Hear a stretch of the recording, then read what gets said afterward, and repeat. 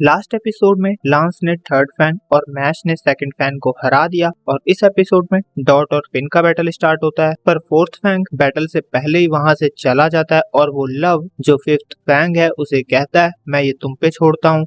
Fifth Fang कहती है मेरा नाम लव है, क्या मैं तुम्हें क्यूट लगती हूँ? और वो ये सवाल 3-4 बार पूछती है पर डॉट कहता है सॉरी, मेरी फियांसे है जिसका नाम है लेमन, तो मैं तुमसे शादी नहीं कर सकता। फिन कहता है ऐसी तो कोई बात नहीं हुई थी। लव कहती है तो तुम किसी और से प्यार करते हो, तो तुम मुझसे ज्यादा उससे प्यार करते हो, तो तुम मरने वाले हो। और वो टोर्नेडो मैजिक से उस पर अटैक करती है। डॉट अपने मैजिक का यूज करके बच जाता है। लव कहती है या तुम उससे प्यार करो या फिर मारे जाओ। डॉट कहता है सॉरी और वो बोल रहा होता है पर लव उस पे अटैक करके उसे गिरा देती है और कहती है डैडी ने कहा था मैं उनका किल कर सकती हूँ जो मुझे महत्व नहीं देते। डॉट कहता है तो जाकर कह दो अपने डैडी से मुझे फर्क नहीं पड़ता और वो अटैक करने लगता है। लव कहती है तुम्हें समझ नहीं आता, तुम्हारा मैजिक मेरे सामने कुछ नहीं है और वो अटैक करने लगती है पर डॉट के अटैक से वहाँ स्मोक हो जाता है और लव का विजन ब्लॉक हो जाता है और डॉट उस पे फिजिकल अटैक करने वाला होता है बट लव उसे अपने टोर्नेडो में उड़ा देती है और कहती है तुम वीक हो, तुम मुझे नहीं हरा सकते। और मैं तुम्हें एक और चीज बता दूं, फोर्थ फैंग किसी भी टारगेट को स्टोन में बदल सकता है और टारगेट से मेरा मतलब है जिसने अंडरग्राउंड डोर ओपन किया था। और अगर तुमने मुझे 30 मिनट में नहीं हराया तो वो मशरूम हेड स्टैचू बन जाएगा। और फिर वो उसे टोर्नेडो में फंसा देती है और कहती है एक बार जो इस टोर्नेडो में फंस गया वो निकल नहीं पाता। और डॉट सोचता है ये सही कह रही है, इसने मुझे आउट क्लास कर दिया, मैं तो सांस भी नहीं ले पा रहा हूँ। फिर उसे पुरानी मेमोरीज याद आने लगती है जब उसे कमजोर कहा गया था कि मैं तुमसे नफरत करती हूँ और फिर उसे मैश ने बचाया था और इसी से उसे हिम्मत मिलती है। और दूसरी तरफ लव फिन पे अटैक करने वाली होती है पर डॉट उसके टोर्नेडो से बाहर आ जाता है और उसके फोरहेड पे एक प्लस का मार्क दिखाई देता है। लव अटैक करती है पर डॉट अपने अटैक से इजीली ब्लॉक कर देता है। लव कहती है इसकी पावर लेवल बढ़ गई है, इसने इतनी जल्दी पावर को एम्पलीफाई कैसे किया? रुको, मैंने इस मार्क के बारे में सुना है, जो भी इस मार्क के साथ पैदा होता है उनकी मैजिक पावर अनलीश हो जाती है जब उनके इमोशंस सर्टेन लेवल को क्रॉस कर जाते हैं। और डॉट अटैक करता है पर एक भी अटैक लव को हिट नहीं होता। लव कहती है तुमने जानबूझकर मुझे हिट नहीं करा। डॉट कहता है मैं लड़कियों पे अटैक नहीं करता, दफा हो जाओ, इससे पहले मैं अपना इरादा बदल लूं। लव थैंक्स कहती है पर फिर पीछे से स्केलेटन रॉक का मुंह आता है जो फिन को खाने वाला होता है बट डॉट उसे बचा लेता है। और फिर फोर्थ फैंग आता है और कहता है मुझे लगा था तुम इन दोनों को संभाल लोगी पर मुझे ये काम खुद ही करना पड़ेगा। लव सोचती है फोर्थ फैंग अकेला फर्स्ट ईयर वाला है जो मागिया लूपस में है, ये तुम दोनों के लिए एंड है। और डॉट सोचता है क्या मैं ऐसी कंडीशन में इसे हरा पाऊंगा? फोर्थ फैंग अपने रॉक मैजिक से उन पे अटैक करने वाला होता है पर उसे एक स्वॉर्ड हिट करती है और वो जमीन पे गिर जाता है और कहता है मेरा मैजिक एक पल में टूट गया। और वो सामने देखता है और कहता है ये यहाँ क्यों है? डिवाइन विजनरी राय ने। वो कहता है रुको, तुम यहाँ क्या कर रहे हो? और फिर वो डिवाइन विजनरी को बातों में उलझाकर पीछे से अटैक करने का ट्राई करता है पर राय ने उसके स्टोन के 2 टुकड़े कर देता है और कहता है मेरा टाइम वेस्ट मत करो। और वो बहुत सारे स्वॉर्ड उस पर बरसा देता है जिसे देखकर डॉट कहता है तो ये है डिवाइन विजनरी की पावर। और डिवाइन विजनरी फोर्थ फैंग पे जूते बरसाते हुए नजर आता है और कहता है तो बताओ तुम यहाँ क्या कर रहे हो?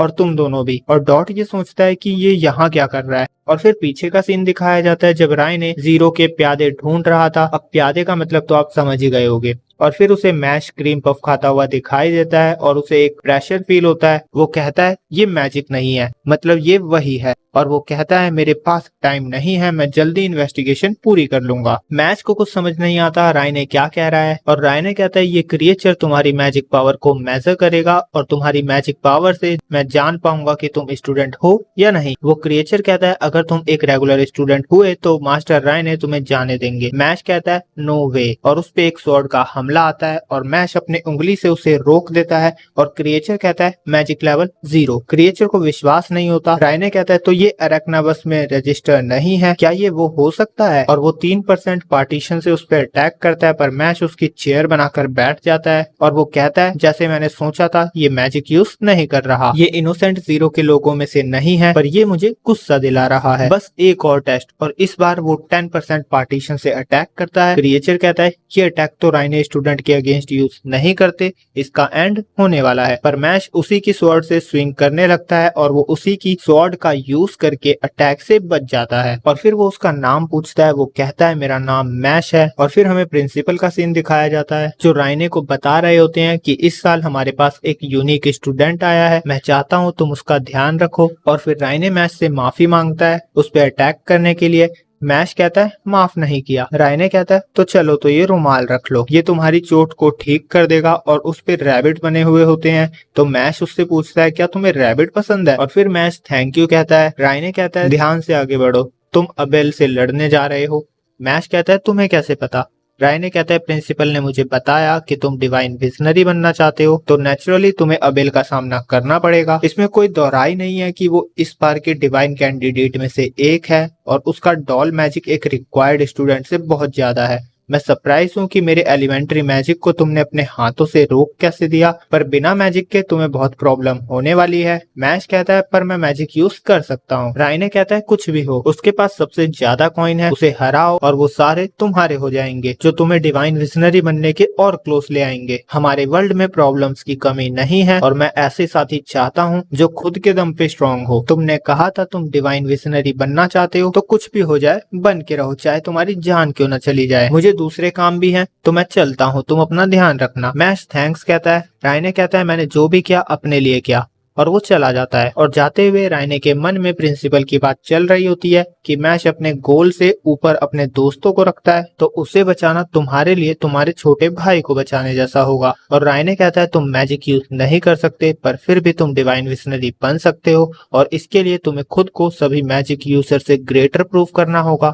और फिर मैश का सीन आता है जो अबेल के गेट को पुश करता है पर गेट जो है वो फिर दोबारा टूट जाता है और अबेल कहता है क्या तुम्हें सभी दरवाजे को तोड़ना जरूरी है। मैश कहता है मैंने नॉक करने का ट्राई किया था पर ये हो गया और एपिसोड हो जाता है खत्म। वीडियो पसंद आई हो तो लाइक करे। एक वीडियो की स्क्रिप्ट में कम से कम मुझे 1 से 1.5 घंटा लग जाता है और फिर ऑडियो रिकॉर्डिंग एडिटिंग।